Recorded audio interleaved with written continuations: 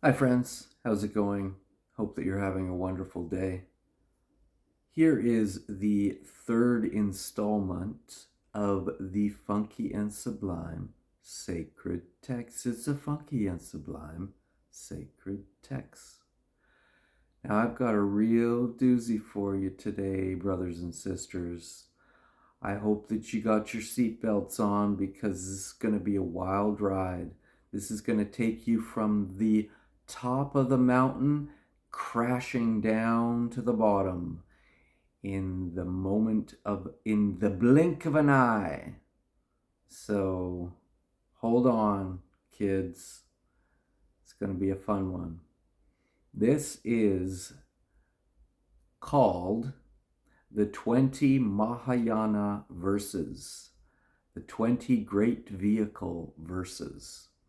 And it was written by Nagarjuna, the famous Nagarjuna, who lived in India about, it's not entirely certain when he was around, but sometime around 200 AD, something like that. Nagarjuna is a pivotal figure in Buddhist history and in religious history, for that matter. He is just a towering figure. He was referred to as the second Buddha. His writings are just absolutely incredible. So incredibly liberating. And yeah, they're just amazing. And this is just a short little text that pretty much sums the whole business up. All this nonsense that we are subjecting ourselves to, all of this suffering, all of these, you know, all of these hang-ups that we have about everything. All of this just comes crashing down when we listen to and hear what's being suggested here.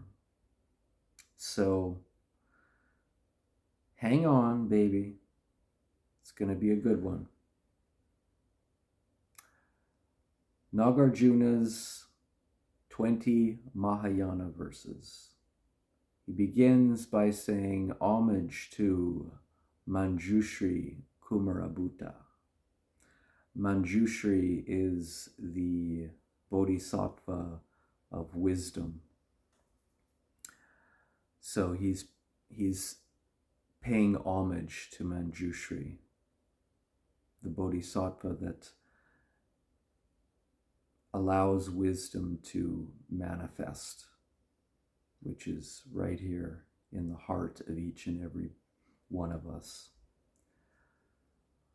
I bow down to the all-powerful Buddha, whose mind is free of attachment, who in his compassion and wisdom has taught the inexpressible. In truth, there is no birth, then surely no cessation or liberation. The Buddha is like the sky, and all beings have that nature.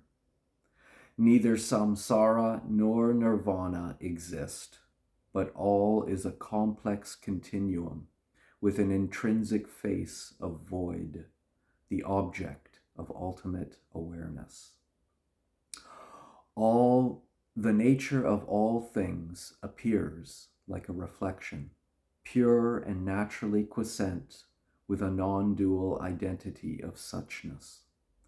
The common mind imagines a self where there is nothing at all, and it conceives of emotional states, happiness, suffering, equanimity. The 6 states of being in samsara, the happiness of heaven, the suffering of hell, are all false creations, figments of mind. Likewise, the ideas of bad action causing suffering, old age, disease, and death, and the idea that virtue leads to happiness are mere ideas, unreal notions. Like an artist frightened by the devil he paints, the sufferer in samsara is terrified by his own imagination. Like a man caught in quicksands, thrashing and struggling about, so beings drown in the mess of their own thoughts. Mistaking fantasy for reality causes an experience of suffering. Mind is poisoned by interpretation of consciousness of form. Dissolving figment and fantasy with a mind of compassionate insight, remain in perfect awareness in order to help all beings. So acquiring conventional virtue, freed from the web of interpretive thought, insurpassable understanding is gained as Buddha, friend to the world. Knowing the relativity of all, the ultimate truth is always seen. Dismissing the idea of beginning, middle, and end, the flow is seen as emptiness. So all samsara and nirvana is seen as it is, empty and insubstantial, naked and changeless, eternally quiescent and illumined. As the figments of a dream dissolve upon waking, so the confusion of samsara fades away in enlightenment. Idealizing things of no substance as eternal, substantial, and satisfying, shrouding them in a fog of desire, the round of existence arises. The nature of beings is unborn, yet commonly beings are conceived to exist.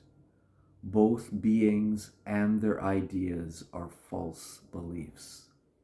It is nothing but an artifice of mind, this birth into an illusory becoming, into a world of good and evil action, with good or bad rebirth to follow.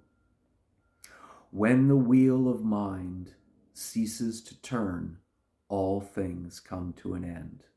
So there is nothing inherently substantial, and all things are utterly pure. This great ocean of samsara, full of delusive thought, can be crossed in the boat universal approach. Who can reach the other side without it? There you have it. What's it telling us? Well, in a nutshell, just simply this. It's all good, baby. Relax. No problem. Peace, brothers and sisters. That was the Funky and Sublime sacred text. It's a funky and sublime, a sacred text. It's a funky and sublime sacred text.